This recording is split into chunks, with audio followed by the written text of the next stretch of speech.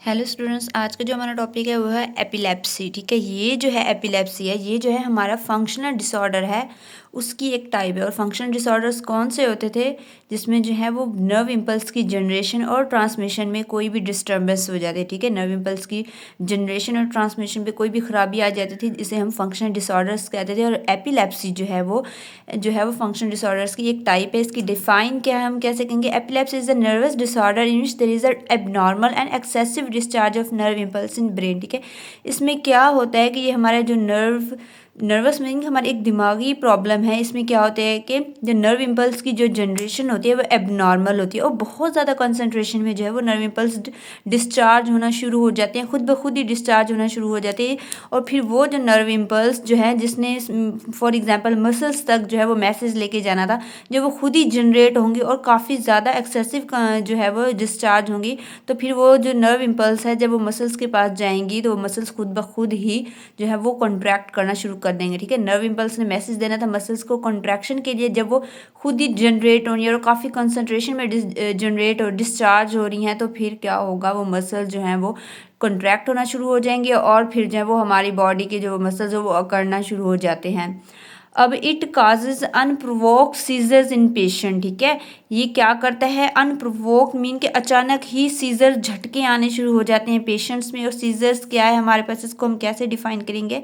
A seizure of epilepsy is a temporary abnormal state of brain marked by conversion. ठीक है, seizures क्या होता है? एक एपिलेप्सी में क्या होता है कि एक टेम्परली कुछ वक्त के लिए एक एबनॉर्मल स्टेट होती है जिसमें जो है वो ब्रेन में जो है वो झटके लगना शुरू हो जाते हैं। ठीक है, जिसकी वजह से हम उर्दू में से कहेंगे इसे दौरे हो जाते हैं। और हमारे यहाँ पे देहाती इलाकों में ये भी समझे जाते हैं कि खुदा ना खाता उसको जो है वो जिन हो गए हैं, तो ऐसा कुछ नहीं होता। ये एक जो है वो नर्वस डिसऑर्डर हो जाती है कि जिसमें नर्व इम्पल्स जो है वो काफ़ी कंसंट्रेशन में एबनॉर्मल जो है वो डिस्चार्ज होना शुरू हो जाती है। ठीक है, और कुछ सीजर्स में थोड़ी देर के लिए झटके लगेंगे, थोड़ी देर के लिए जो है वो दौरे होते हैं, उसके बाद वो जो है वो इंसान जो है वो थोड़ी देर बाद जो है वो ठीक हो जाएगा, क्योंकि ये एक टेम्पररी एबनॉर्मल स्टेट है, वो ठीक हो जाएंगे। इस तरह ये जो है वक्फे वक्फे से ये झटके लगते रहते हैं।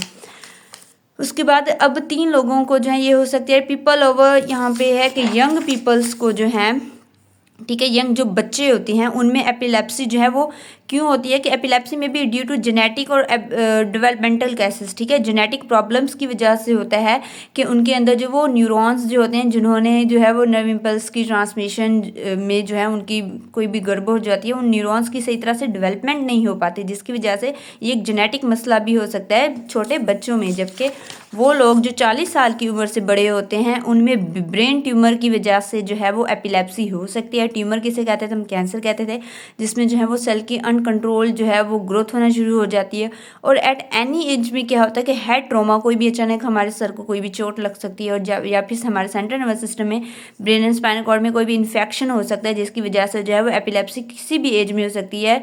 बच्चों को हो सकती है, बड़ों को हो सकती है, बूढ़ों को हो सकती है। अब इसकी ट्रीटमेंट तो नहीं है, इसकी हम प्रिवेंशन की बात करते हैं कि there is no cure, non cure for of epilepsy but medicine can control seizure. ठीक है, एपिलेप्सी का तो आज तक कोई मेडिसिन नहीं है, लेकिन जो है हम मेडिसिन के ज़रिए उन झटकों को, उन दौरों को रोक सकते हैं, कंट्रोल कर सकते हैं।